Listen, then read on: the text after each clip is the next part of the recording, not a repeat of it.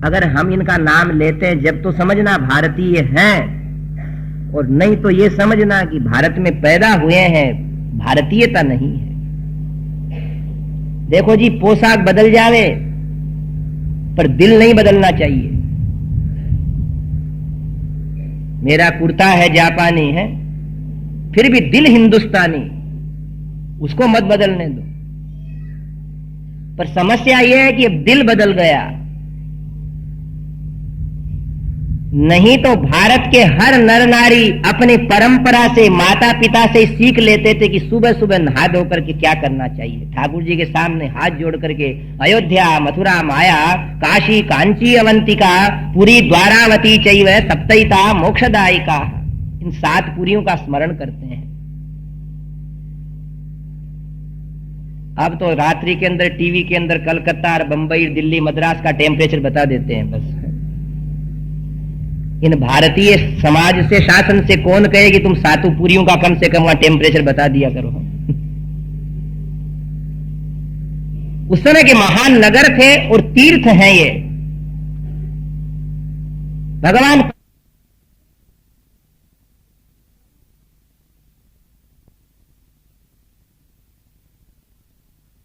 मथुरा के अंदर माया नाम हरिद्वार का है, जहां गंगा बहती है, गंगा में स्नान करते हैं। काशी में विश्वनाथ विराजते हैं, कांची के अंदर महात्मा लोगों ने अवतार लिया है, वरदराज भगवान विराजते हैं। अवंतिका में शिप्रा का प्रवाह है, कुंभ का मेला लगता है, भगवान महाकाल का निवास है। पूरी द्वारावती चाहिए, और द्वारिका के अंदर बोल द्वारिकानाथ भगवान की, द्वारिकानाथ ने निवास किया है। तो ध्यान देना, आप लोग कथाओं में आए हो, अभी 1 घंटे बाद वापस प्रस्थान कर जाओगे। कोई पूछेगा कि क्या लाए, आपका मन कहेगा कि क्या सीखा, तो भाई कुछ सीख लेना चाहिए। आज प्रथम दिवस में आप इतना समझें, जो लोग इस प्रकार स्मरण करते हैं वो भाग्यवान है। और जो नवीन हैं, जिनका विशेष रूप से धार्मिक प्रवचन सुनने या मानने का अवसर नहीं है, आया है, वो इन पुरियों का नाम सुबह सुबह ले ले। ये श्लोक किसी को भी याद है? अयोध्या, मथुरा, माया, काशी, कांची, अवंतिका, पुरी, द्वारावती चैव सप्तैतः मोक्षदायिका। ये मुक्त करने वाली है। देखो भाई, कुछ लेकर के जाना, नहीं तो कोई कहते हैं सुनो मन भर है, सुनो टन भर, 10 टन सुनो। याद रखो मन भर और पालो कण भर। जैसी तो मानी, नहीं तो नहीं मानी। पर यहां आने का फल क्या है कि जीवन में इस सत्संग की सुगंध आजीवन बनी रहे। इसमें कुछ लगने वाली बात भी नहीं कही है, कुछ कठिन कोई उपदेश वाली बात भी नहीं है कि उसमें खर्चा लगेगा, कि उसमें ये करना पड़ेगा, वो करना पड़ेगा। हमारी हिंदू संस्कृति की पहचान भूत नगरियां हैं, जहां हमारे को धर्म का उपदेश मिलता है। अयोध्या, मथुरा, माया, काशी, कांची, अवंतिका और द्वारिका, इनका स्मरण हमें कर लेना चाहिए। यहां लिखते हैं महर्षि वाल्मीकि, आप लोग याद रखना कल सुबह उठते उठते ही कि इन नगरों का नाम ले लें, भगवान के प्रेम से प्रवाहित होवें। अब ये लिखते हैं कि अयोध्या कितने बड़ी थी। आयता 10 योजनानि महापुरी, श्रीमती त्रीणि विस्तीर्णा सुविभक्त महापथा। 12 योजन तो लंबी थी, 12 चौक 48 कोस, 96 मील लंबी थी अयोध्या, जिस समय रामायण रचना की गई उस समय। और 24 मील चौड़ी थी। श्रीमती त्रीणि विस्तीर्णा सुविभक्त महापथा। तो बताओ आज की बंबई से छोटी थी क्या? ऐसी थी अयोध्या, लोक विश्रुता, समग्र त्रैलोक्य के अंदर उसकी विख्याति थी। आज जो छोटी अयोध्या दिखती है, इसको तो विक्रमादित्य महाराज ने बसाया है वापिस। और क्यों बसाया? बड़ी महिमा अयोध्या की। एक अयोध्या की महिमा के बारे में एक कथा कहते हैं महात्मा लोग कि एक दिन लक्ष्मण जी राम के राज्याभिषेक होने के बाद भगवान राम से बोलते हैं कि हे रघुनंदन, हे अग्रज। बोले हाँ लक्ष्मण, मैं यात्रा करूंगा। अरे लक्ष्मण 14 वर्ष यात्रा करी आए ना, और क्या यात्रा बाकी रह गई? नहीं नहीं, तीर्थ यात्रा करूंगा। तो सीता जी ने बीच में ही कह दिया राम जी से, बोले उर्मिला ने सिखा दिया दिखता है इसको, नहीं तो क्या यात्रा बाकी रह गई। लक्ष्मण जी बड़े मर्यादा में रहते थे। राम जी चुप रहे तो लक्ष्मण जी ने सीता जी की तरफ हाथ जोड़ के कहा कि आप आज्ञा दिलवा दो ना। भगवती जानकी ने कहा राम जी से, आप इनकी तैयारी करवा दो। देखो, यही भारत का जीवन है कि छोटे लोग अपने बड़े लोगों से कहें कि हमको ये करना, और बड़े लोग उनकी तैयारी करवा दें।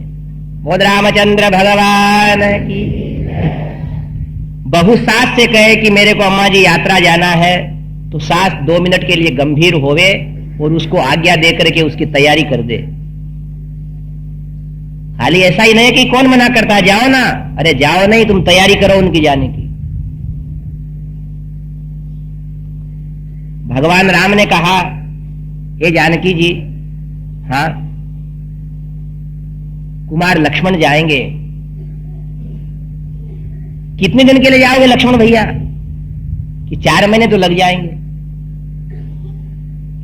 तो भगवती जानकी से कहा कि 4 महीने के अंदर जैसा भोजन लगे और 4 महीने में जो खराब नहीं हो, ऐसे लड्डू बना दो, ऐसी चीजें बना दो इन्हें। और बड़े व्यक्तियों का, माँ बाप का, इनका क्या सुख है कि इनकी छत्र छाया में छोटे लोगों को भोजन अच्छा मिले, उनकी व्यवस्थाएं हों। अब भगवती जानकी जी रसोई बनाने लगी, सुगंध आने लगी चारों तरफ है। शत्रुघ्न तो सुगंध ही लेने लगा। लक्ष्मण से कहा शत्रुघ्न ने, बोले भैया क्या? बोले हमने मुहूर्त नहीं निकलवाया, नहीं तो हमारी भी तैयारी होती। अब तो लक्ष्मण ने भगवान राम से पूछा मुहूर्त कब का है जाने का?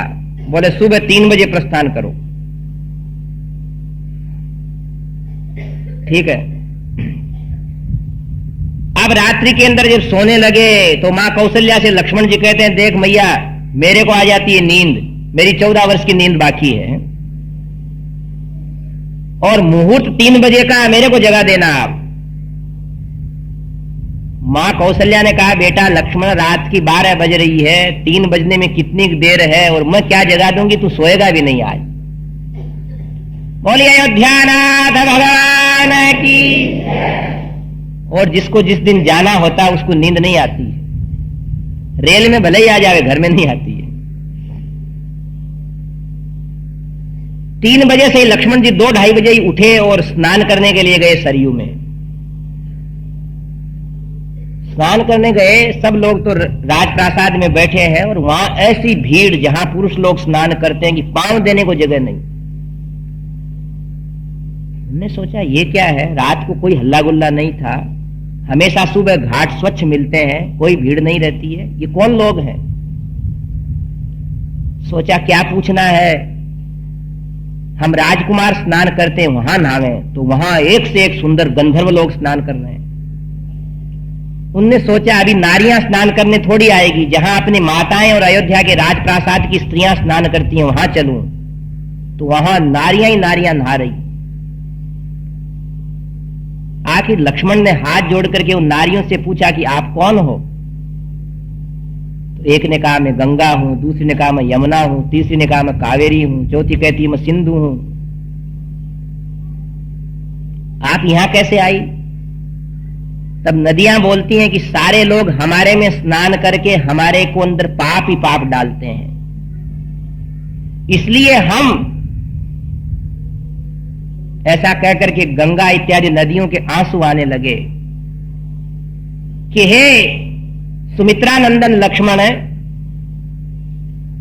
इसलिए हम पतित पावन श्री राम ने जिस नदी सरयू में स्नान किया है उस पतित पावनी सरयू में स्नान करके हम पवित्र होकर के जाती हैं। और अयोध्यानाथ भगवान की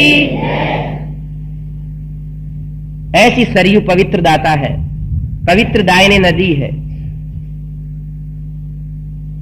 तब लक्ष्मण सरयू में स्नान करते हैं और वहीं भगवान राम का स्मरण करते हैं। राम राजा राम राजा राम राजा राम राम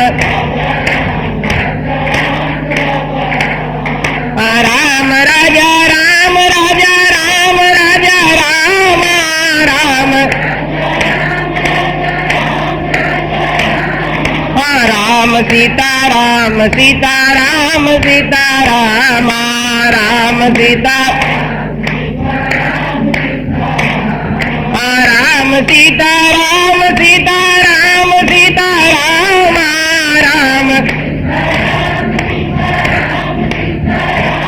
और बहुत देर तक स्नान करके भगवान राम सोच रहे हैं कि लक्ष्मण का मुहूर्त बीता जा रहा है, अभी तक आया नहीं और धीरे धीरे आ रहे हैं। आनंद की लहरें लेते हुए आ रहे हैं।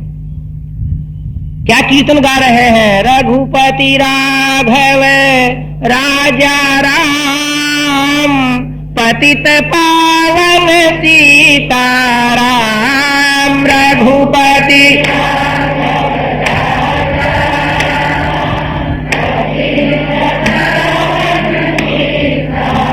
राम रघुपति राघव राजा राम पतित पावन सीताराम। रघुपति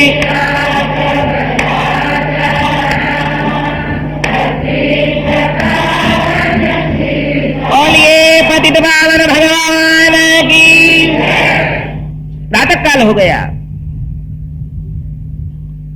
नृत्य करते हुए भाव भंगिमा से आ रहे हैं। अयोध्या के लोग देखने लगे कि लक्ष्मण को आज यात्रा करते समय विदाई देंगे, तीर्थ यात्रा जाते समय। वो लक्ष्मण तो सरयू स्नान करके आ रहे हैं, दुपट्टा जिनका लटक रहा है, कीर्तन की ध्वनि जिनके मधुर ओष्ठों से निसृत हो रही है।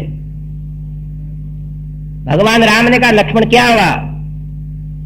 बोले जब सारे तीर्थ तो सरयू के अंदर स्नान कर रहे हैं तो फिर हम क्या करम फूटे हैं जो बाहर जाएंगे? हो गया बोले हमारा तीर्थ, वो अयोध्या है, इसलिए अयोध्या को याद करो। अगर अयोध्या का प्रेम भारत के जन जन में होता, इन सत्ताधीश लोगों के हृदय में होता तो अयोध्या को समझते कि अयोध्या क्या है। पर इन निष्ठुर हृदय वाले भारतीयों को कौन समझावे जो अयोध्या की गरिमा ही नहीं समझते। उस पतित पाविनी भगवती सरयू के अंदर एक दिन महाराज विक्रमादित्य भी स्नान करने गए और बिल्कुल काली कलूटी रंग लिए हुए एक स्त्री आई और सरयू के अंदर स्नान करके दिव्य रूप धारण करके उतरी। विक्रमादित्य ने हाथ जोड़ करके कहा कि देवी तुम कौन हो? तब वो बोली कि मैं साक्षात गंगा हूं, दुनिया के पापों को मेरे शरीर में लेकर के और पतित पाविनी सरयू के अंदर रोज शुद्ध होने के लिए आती हूं मैं।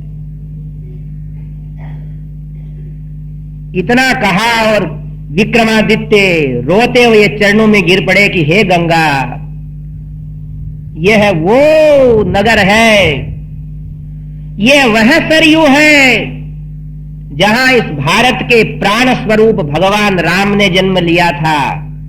मुझे कृपा करके बताओ कि राम का जन्म कहां हुआ? तब गंगा जी ने बताया कि यहां जन्म हुआ जहां राम जन्मभूमि मंदिर बनाया गया और भगवान राम, सीता, लक्ष्मण, कौशल्या, सुमित्रा, केकई, महाराज दशरथ से संबंध रखने वाले कुछ मंदिर वहां बनाए गए। विक्रमादित्य ने पुनर्निर्माण कराया। आज भी उस अयोध्या के अंदर जाते हैं तो चाहे 3 बजे उठो, चाहे रात को उठो, मंगल ध्वनि होती रहती है धीरे धीरे, सीताराम सीताराम सीताराम जय सीताराम सीताराम।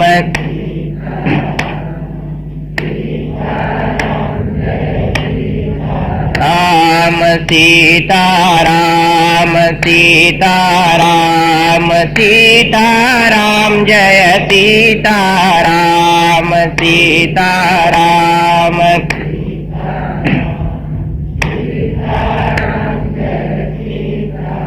उस अयोध्या का उस समय इतना विशाल गौरव था। 96 मील लंबी और 24 मील चौड़ी थी।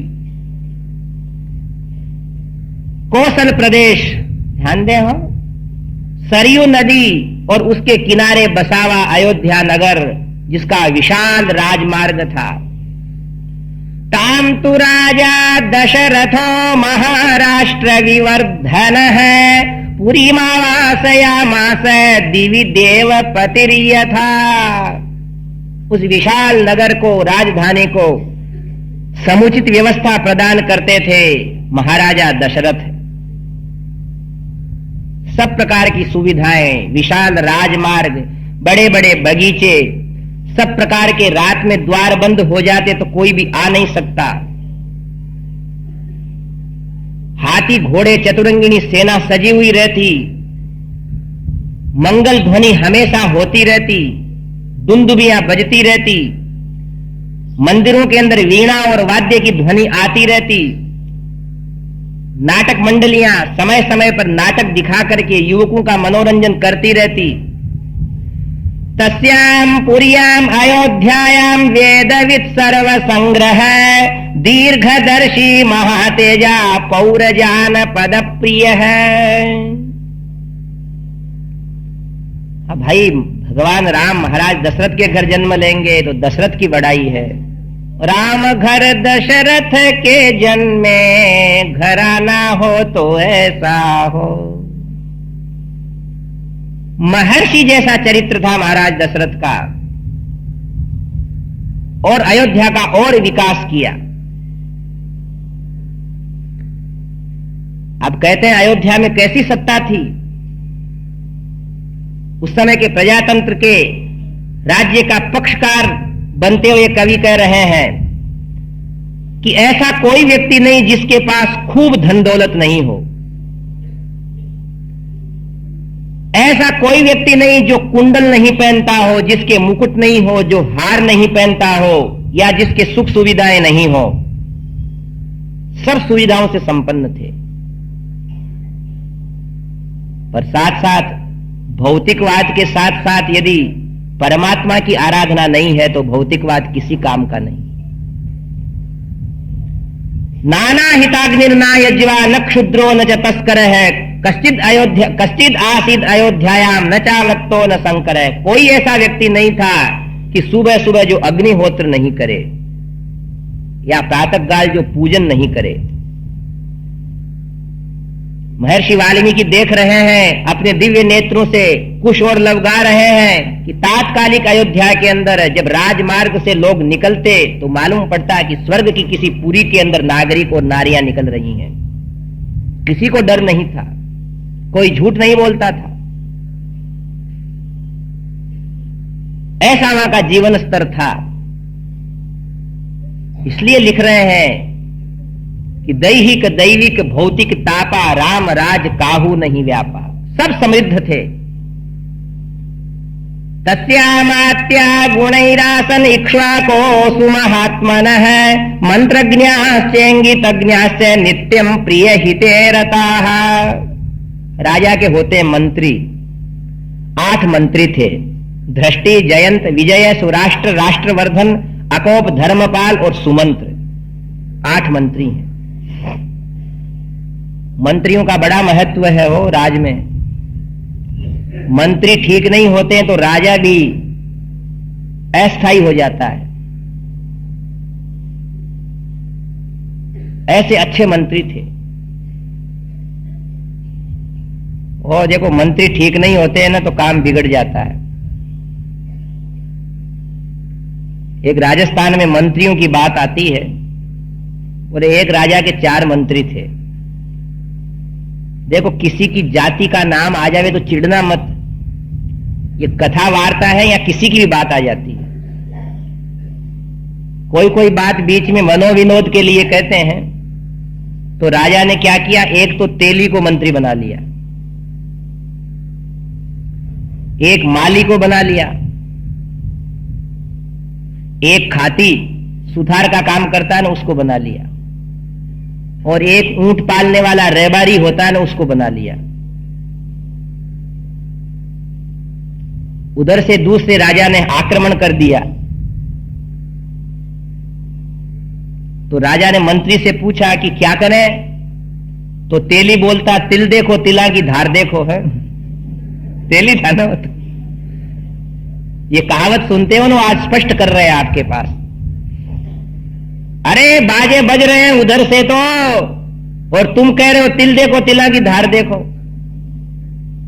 तो राजा बेचारा बैठ गया, कोई बात नहीं, देखते हैं क्या होता है। दूसरे दिन और सेना समीप आ गई, तो वो ऊंट बेचने वाला था, उससे पूछा कि क्या करे, बोलो देखो ऊंट कौन सी करवट बैठता है, इधर से बैठे कि उधर से बैठे, साइड चले जाएंगे वापिस। दूसरा दिन भी अस्त हो गया, तीसरे दिन तो घेर लिया उनने चारों तरफ से। तो उस खाती से पूछा कि को क्या करें, तो खाती क्या कहता है कि खड़े झाड़ों के तो छेद निकलते नहीं है, ऊबा खेजड़ा बेज को निकले, राजस्थान की बात है। अब मैं क्या करूं महाराज, मैं तो जब काम करता हूं जब लकड़ी कट जाती है मेरे पास आ जाती है, समय बीत गया। तो माली से पूछा अब क्या करें, बोले अब तो क्यारा क्यारो पीणु ही है। माली क्या करता है, एक क्यारे में से दूसरे में जगह कर देता है, इतने में तो लाकर के कब्जा कर लिया लोगों ने। इसलिए यहां कहा है कि उसके नाम क्या है मंत्रियों के, दृष्टि ही, जयंत है, विजय है, सुराष्ट्र है, राष्ट्रवर्धन है। जिनके नाम ही कह रहे हैं कि राष्ट्र के प्रति वो समर्पित थे, कभी राजा को खराब सलाह नहीं देते।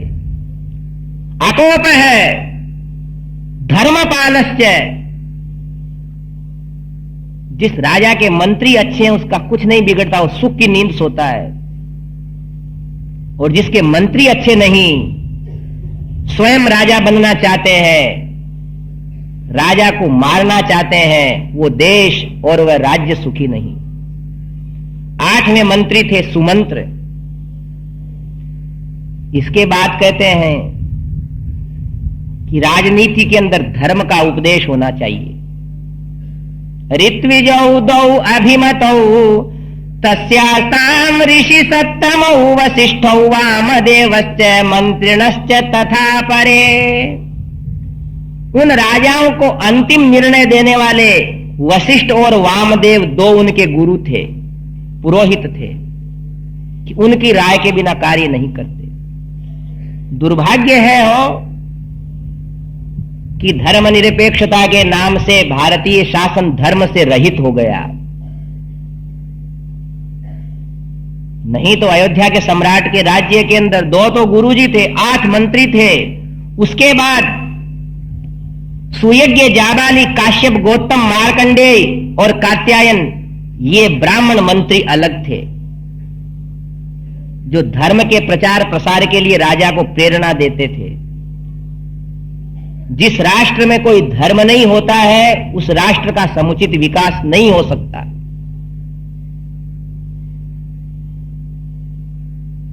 ऐसे पहले अयोध्या का वर्णन आया, महाराजा का वर्णन आया, नागरिकों की जीवन स्तर का वर्णन आया, और अब मंत्रियों का वर्णन आया है। इतने गुप्तचर लगाए के रखे थे कि कहां क्या हो रहा है, सब बातों का पता था। अब व्यापारियों की बात आती है कि महाराज दशरथ ने दूर देशों के व्यापारियों को आमंत्रित करके अपने नगर में बसा रखा था और जब उनकी दुकानें खुलती तो मालूम पड़ता कि सारे के सारे विश्व के स्वर्ग के सारा ऐश्वर्य अयोध्या में आ गया है। कोई वहां असुरक्षित नहीं था। तस्य चैवं प्रभावस्य धर्मज्ञस्य महात्मनः सुतार्थं तप्यमानस्य नासीद वंशकरः सुतः। श्रीराम जय जय राम। राम श्रीराम जय जय राम। राम श्रीराम जय जय राम। राम श्रीराम जय जय राम। बोलिए राजा रामचंद्र भगवान की। अतुल ऐश्वर्य था। समस्त गुणों से युक्त महाराज दशरथ थे। मंत्री अच्छे, राज्य अच्छा, देश अच्छा, किंतु बैठे बैठे सोचते कि इतने तो मेरे पूर्ववर्ती राजा है और मैं स्वयं बैठा हूं, किंतु मेरे पीछे इस अयोध्या का पालन कौन करेगा।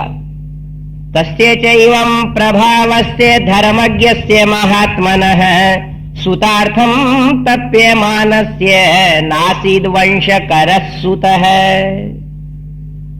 वंश का कार्यभार संभालने वाला पुत्र नहीं था। और राजा के अगर राजपुत्र नहीं होवे तो प्रजा भी उदास रहती है। और क्या राजा और क्या मनुष्य। इस संसार को कोई कहे कि ये सुखमय है या दुखमय,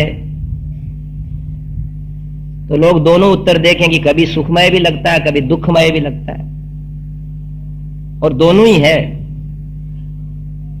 विवाह शादी के अंदर देखो, गहने पहने हुई नारियां कितने प्रसन्न रहती हैं, मधुर मधुर चहचहाती हैं। लोग देख करके खुश हो जाते हैं कि हमारा घर सुखी है। और आदमी लोग भी कपड़े लत्ते धो धुआ के पहन करके सब नाचने लग जाते हैं। और कभी जब श्मशान की यात्रा शुरू होती है तो सोचते हैं कि क्या रखा है इसमें, कुछ नहीं रखा। क्वचिद वीणावाद है क्वचिदपि हाहेति रुदितम, क्वचिद रम्या रामा क्वचिदपि जरा जर तनुः, क्वचिद विद्वद् गोष्ठी क्वचिदपि सुरा मत्त कलह है। न जाने संसार है सुखमय है विषमय है वा अमृतमय है। क्वचिद रम्या रामा, कि कभी तो जब अपने स्वरूप को दर्पण में देखते हैं तो नर नारी देखते देखते थकते नहीं हैं। और कभी जब वृद्ध हो जाता है, दांत टूट जाते हैं, तो वही आदमी दर्पण के सामने से निकलता हुआ शर्माता है कि क्या था क्या हो गए हैं। कहीं सहनाइयां बजती हैं तो कहीं मरघट के ऊपर दुख के आंसू बहते हैं।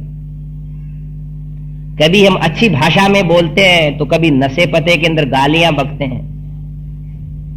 तो ये संसार अच्छा है या बुरा, ये दोनों ही है। फिर भी कवियों ने कहा है कि संसार में कुछ बातें होती हैं तो ये अच्छा लगता है। कुछ बातें बता रहे हैं हम अभी। अर्थागमो नित्यमरो गीता च प्रिया च भार्या प्रियवादिनी च वशी च पुत्रोर्थ करी च विद्या षड्जीव लोकस्य सुखानि राजन अर्थागमो।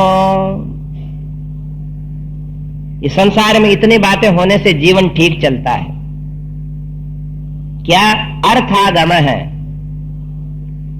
पैसा प्राप्त होना चाहिए, क्योंकि बाबा न भैया और सबसे बड़ा रुपया। हमारे ऋषि महात्माओं ने भी पैसे की निंदा नहीं की है।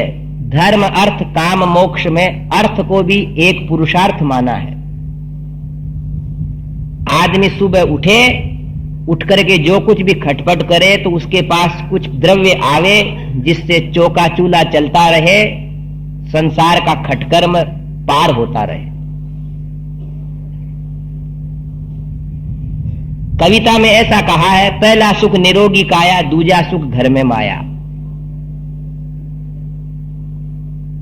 ग्रंथकारों ने क्या कहा? अर्थागम है। मनुष्य को कुशलता के साथ साथ ऐसा सोचते रहना चाहिए कि मेरे घर में 2 पैसे की उपलब्धि कैसे होवे, उधर प्रयत्न भी करना चाहिए। दूसरा सुख क्या? नित्य मरोगिता च, कि द्रव्यवान होने के बाद आदमी के पास आरोग्यता रहे, रोगी नहीं रहे, आंखें देखती रहें, कान सुनते रहें, पांव चलते रहें, हाथ काम करते रहें, भूख लगती रहे, निद्रा आती रहे, तब तो अच्छा है। और नहीं तो भैया स्वास्थ्य ठीक नहीं तो सारी संपत्ति बेकार लगती है, कुछ अच्छा नहीं लगता उसको।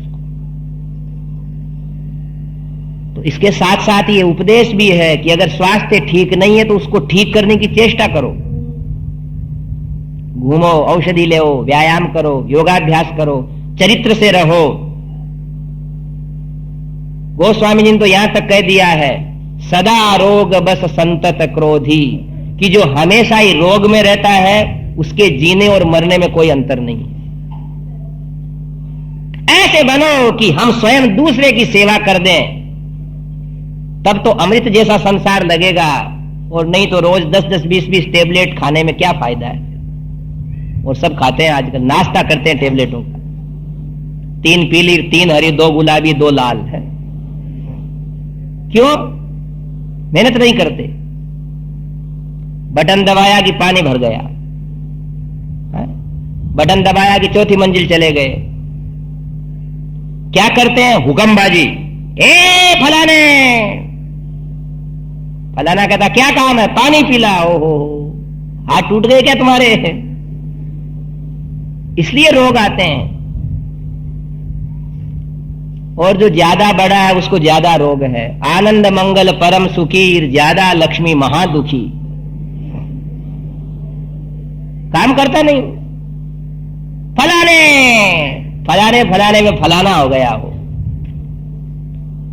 देखो भैया रे, इस शरीर के साथ अगर तुम मजाक करोगे तुम्हारे साथ मजाक करेगा ये। महाकवि कालिदास कहते हैं, स्ववीर्य गुप्ता ही मनो प्रसूति ही। भारतीय मनुष्य को अपना काम खुद को कर लेना चाहिए।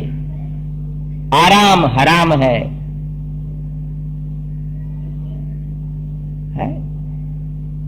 क्या है?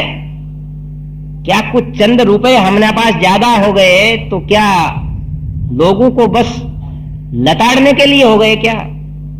आप खुद क्या करते हो? अजी उठते नहीं बन रहा है, चलते नहीं बन रहा है, शरीर पे तेज नहीं है, ओज नहीं है। तेज ओज लाने के लिए तेल और पाउडर लगा रहे हैं, उससे थोड़ा आ जाएगा। चमक तो आरोग्यता की रहती है, चमक स्फूर्ति की रहती है, कार्यशीलता की रहती है, कर्म परायणता की रहती है, कि मुख ऊंचे करते ही मालूम पड़ता है कि कोई सूर्य चमका है, कोई चंद्रमा उदय हुआ है। आज भी देखो, जो बहु बेटियां, जो भाई बंधु कार्यशील है, उनके पांव फुर्ती से उठते हैं। लोग उनकी चाल से पहचान जाते हैं कि भैया आया, बहू आ रही है। और नहीं तो हमारे राजस्थान के अंदर ये कहावत है, बोले ऊठ बींद फेरा खाए, बोले हाय राम मौत दे है। वो क्या काम का वो जीवन है? किसी को थोड़ा सा काम बताए यार का नहीं होता जी मेरे से, क्या हो गया तेरे को? अतः भैया स्वास्थ्य यदि बिगड़ गया तो कुछ काम का नहीं। डनलप की गद्दी पे भी नींद नहीं आएगी, ग्रेनाइट की फर्श के ऊपर भी आपके पांव नहीं उठेंगे। बिजली की चमक रहेगी, चेहरे की चमक नहीं रहेगी। इसलिए बड़ा प्रयत्न करके मनुष्य को निरोग रहने की चेष्टा करना चाहिए। क्या लिखा है शास्त्रों में? अर्थागमो नित्यमरोगिता च ऐसा होने से जीवन अच्छा लगता है, बुरा नहीं लगता है। हमारे संध्योपासन में कहा जाता है, जीवेम शरदः शतम शतगुम प्रब्रवाम शरदः शतमदीनाः श्याम शरदः, कि हम 100 बरस तक देखें, 100 बरस तक उठें, 100 बरस तक दीन नहीं होवे, पराधीन नहीं होवे। अब कोई भगवान की कृपा से, कोई दुष्कर्म से हाथ पांव ही टूट जावे और कोई व्याधि आ जाए, उसका तो क्या, बाकी अपने आप स्वास्थ्य के साथ मजाक मत करो, कार्यशील रहो। 2 बात हुई है, याद रखना, अर्थागम है द्रव्य की प्राप्ति, नित्य मरोगिता च, और तीसरी बात है प्रिया च भार्या। जीवन के अंदर जो पत्नी है वो प्रिय लगे, अर्थात मनुष्य उसको अच्छी माने, उसको बार बार दुत्कारे नहीं, तू ऐसी है, तू ऐसी, तू किसी काम की नहीं, वो हो, तुम ही काम के हो, है ऐसा लोग दोष करते हैं, पुरुष लोग। और स्त्रियों के लिए क्या कहा, प्रियवादिनी च, वो मीठी बोलने वाली होवे। और भैया मानो या न मानो, ये पुरुष युवक होते हैं, युवक होने के बाद इनके घर वाले इनका विवाह कर देते हैं कि भाई ये सुख से जीवे, और वो स्त्री आने के बाद वो सुख से भी जी सकता है और दुख से भी जी सकता है। पर समस्या जब होती है जब इनकी पत्नी प्रिय नहीं बोलती है, उनका सारा दिन खराब हो जाता है। देखो देवियों, सुनना हो, ये लोग आते हैं दुकान से, धंधे से, बाजार से 10 बजे 8 बजे, और ये बेचारे घंटी बजाते ही रहे और तुम दरवाजा नहीं खोलो तो कहां जाएंगे।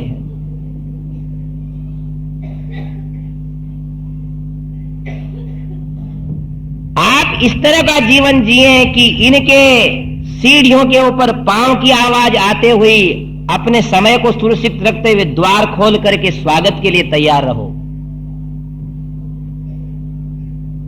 नारी का खिला हुआ मुख कमल, मुंह से निसृत होने वाली वीणा जैसी ध्वनि पुरुष के दिन भर के थकान को दूर कर देने वाली है।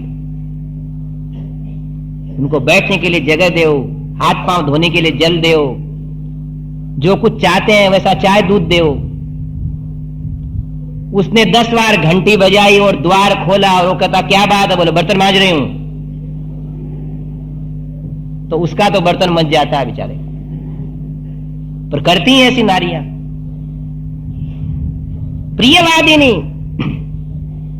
जो नारी अपने मुख से मधुर मधुर शब्दों का चयन करके पुष्पों का, शब्दों का हार अपने पति के गले में नहीं पहनाती है, उसका जन्म निरर्थक है। एक एक निकलता हुआ शब्द पति के हृदय में मानो एक एक पुष्प की भेंट हो रही है, ऐसा समझे हो। जब तो भैया जीवन निकलता रहता है, और नहीं तो है ना वो आदमी सोचता है कि मेरा विवाह क्या हुआ, मेरे को दंड मिला है कोई। फिर ये प्रतिक्रिया के रूप के अंदर आपसे प्रेम से नहीं बोलती। प्रिया च भार्या प्रियवादिनी च। और देखो भाई, जमाने से भी कुछ शिक्षा ले। आजकल तो घर की घंटियां भी संगीत गाती हैं, है? एक बार बजाओ तो 7 बार गीत सुनाती हैं। और टेलीफोन की घंटी के अंदर भी मीठी ट्यून आती है। पर दुख जब होता है कि घंटी तो गीत गा रही है और घंटी के घर वाले, वो नारी है ना, वो हल्ला कर रही है। उस घंटी से तो सीख लो। प्रियवादिनी च। देखो, इस संसार में मनुष्य के सुख सुविधाओं की बातों में आया है कि अर्थागमो नित्य मरोगिता च, प्रिया च भार्या प्रियवादिनी च। प्रिय पत्नी हो अगर मीठी बोले वो। ऐसा नहीं कि भगवान किसी को सौंदर्य दे दे तो सौंदर्य के अभिमान के अंदर अपने पुरुष से प्रेम से ही नहीं बोले। कई तरह के अभिमान होते हैं, कई तरह की बातें होती हैं। कोई सोचती मैं बड़े घर की बेटी हूं, ये मेरे घर वाले तो मेरे पीर वालों के पांव की होड़ नहीं करें। और जब तक देखो, जब वो उसका धन वो है पुरुष, उसको प्रसन्नता से मीठी वाणी बोल करके प्रसन्न कर दिया तो सारे देवता खुश हो गए हैं, नहीं तो जय जगदीश हरे भी रक्षा करने वाला नहीं है। वशीच पुत्र है। और पांचवी बात है इस संसार के अंदर की बेटा होवे और आज्ञाकारी होवे। ओहो, बालक बालिकाएं घर के अंदर वो आभूषण है कि जो नर नारी के लिए जीवन को यूं व्यतीत कर देते हैं। आपको अनुभव है कि जब थका मांदा पुरुष आता है नौकरी से धंधे से और अपने बालक को गोद में लिए हुए उसकी पत्नी उसका स्वागत करती है, उछल करके बेटा बाप के गले पे चला जाता है तो सब दुख दूर हो जाते हैं।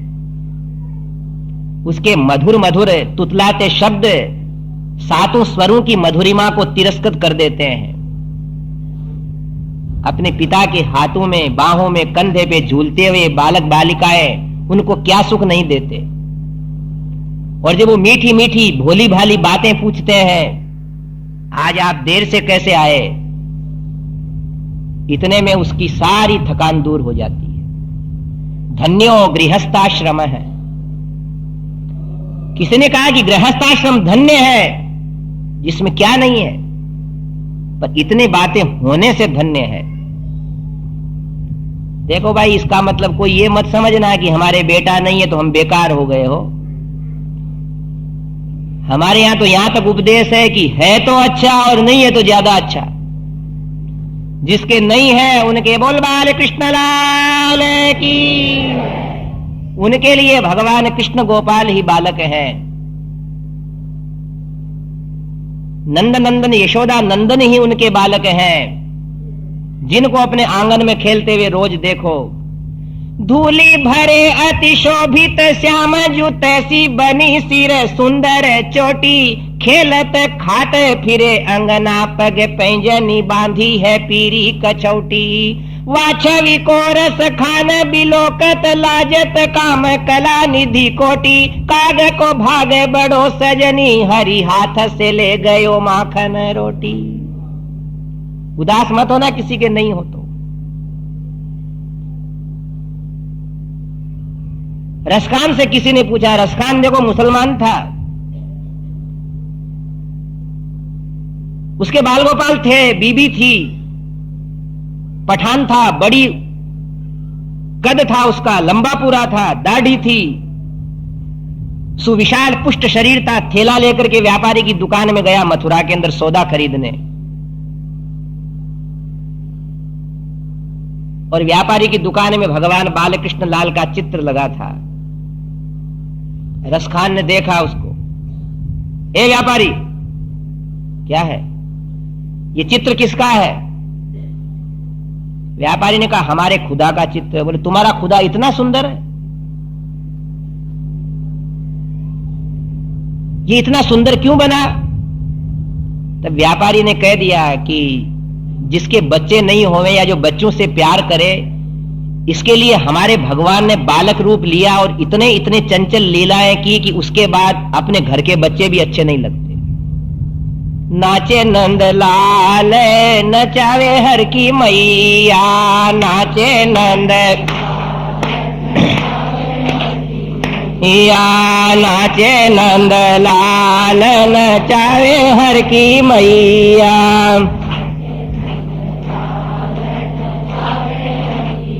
हम एकदर्थ ये बात कह रहे हैं कि बालक का सुख जीवन के अंदर एक बहुत बड़ी उपलब्धि है, और किसी को बालक न होवे तो हमारे बालकृष्ण सबके बालक हैं, वो सबकी गोद में आने के लिए आतुर हैं।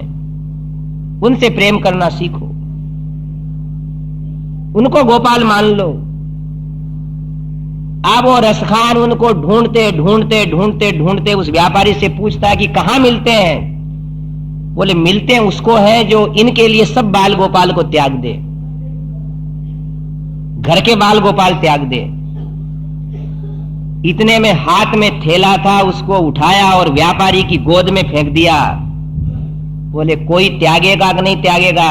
ए व्यापारी, मैं तेरे खुदा को ढूंढने जाता हूं। बोल बाल कृष्ण लाल की। पीछे नहीं देखा। यमुना किनारे कृष्ण कृष्ण करते करते पागल हो गया, पड़ा रहा वहां। और भगवान कृष्ण गोपाल को दया आई कि मेरे लिए इसने सब कुछ छोड़ दिए। तभी उसके सामने प्रकाश फैला, धूली भरे अति शोभित श्यामजूत। क्या देखता है कि मां यशोदा ने स्नान कराया, भगवान कृष्ण को चोटी बांधी, पुष्प उसके ऊपर गूंथे, मक्खन रोटी दी और कहा यहां बैठा बैठा खा ले, जाओ मत।